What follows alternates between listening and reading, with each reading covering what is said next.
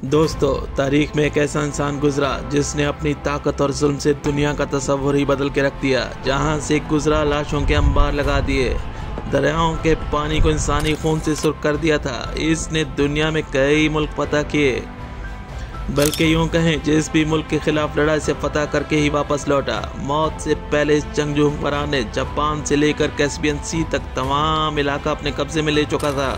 कहा जाता है इसके दौर में 4 करोड़ लोगों की मौत हुई। यही नहीं बल्कि खुराजाम के खिलाफ लड़ाई में इसने 3/4 आबादी मिटा दी थी।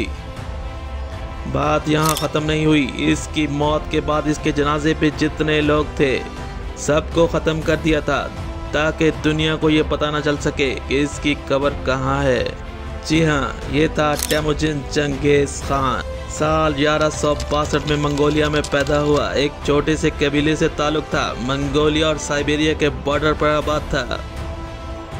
इसका शुरुआती दौर तकलीफों से भरा हुआ था। इस दौर में मंगोलिया के कबाइल आपस में बटे हुए थे। इनमें लड़ाई मामूल की बात थी। माल और जन और अनाज के लिए मारा मारी जारी थी।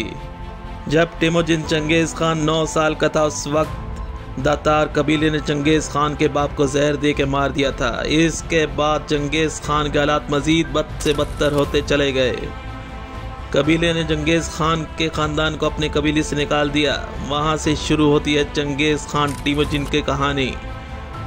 अब सारी जिम्मेदारी टेमुजिन चंगेज़ खान के नन्हे कंधों पे आ चुकी थी। वो शिकार करके अपने ख़ानदान का पेट पालता और किसी तरह गुजर औकात करता था। 9 साल की उम्र में शिकार करते हुए इसने अपने सौतेले भाई से झगड़े पर अपने ही भाई का कत्ल कर दिया था। ये टेमुजिन चंगेज़ खान का पहला कत्ल था। इसमें रहम नाम की चीज़ ख़त्म हो चुकी थी। वक्त गुजरता गया। टेमुजिन जवान होकर एक ताकतवर कबीले से शादी की, लेकिन मुखालिफ कबीले ने इसके घर पर हमला किया और इसकी बीवी को उठा ले गए। वहाँ टेमुजिन और चंगेज़ खान ने कुछ कबीले के लोगों को साथ मिलाया और अपनी बीवी को आज़ाद करके वापस ले आया। ये इसकी पहली लड़ाई थी। और फिर चंगेज़ खान मंगोलों के सारे कबाइल को इकट्ठा करना शुरू कर दिया और फिर अपनी एक फ़ौज बनाई जो मंगोल के सब कबाइल पर मुश्तमिल थी। टेमुजिन चंगेज़ खान की यह खूबी थी कि इसने अपनी फ़ौज में काबिल और लड़ने वाले लोगों को शामिल किया। खुद चंगेज़ खान इसका जनरल था। और फिर वो दिन जब पूरे मंगोल के कबीलों का हुक्मरान बन गया और फिर मंगोलों ने इसे चंगेज़ खान का लक़ब दिया। वहाँ टेमुजिन से चंगेज़ खान बना। अब चंगेज़ खान के लिए सबसे बड़ा मसला अनाज और रेशम का था। फिर चंगेज़ खान ने चीन के सरहदी इलाके पे कदम रखा जहाँ शिया सल्तनत कायम थी। वो इनसे तिजारत करता और कभी इन पर हमला करके इनका माल लूट लिया करता था। और फिर बाद में शिया सल्तनत के हुक्मरानों ने चंगेज़ खान को हमला ना करने के बदले में टैक्स देने पर आमादगी जाहिर की। और फिर यूं चंगेज़ खान की अगली नज़र चीन पर थी। और फिर साल 1211 में चंगेज़ खान ने चीन से लड़ाई शुरू की। ये जंग 2 साल जारी रही। इस दौरान चंगेज़ खान ने शिमाली चीन पर कब्जा कर लिया था। चीन से कब्जे के बाद एशिया से होता हुआ खुराजाम पहुंचा। यहाँ एक गुमसान की जंग थी जिसमें कहा जाता है खुराजाम में 3/4 आबादी को ख़त्म कर दिया था।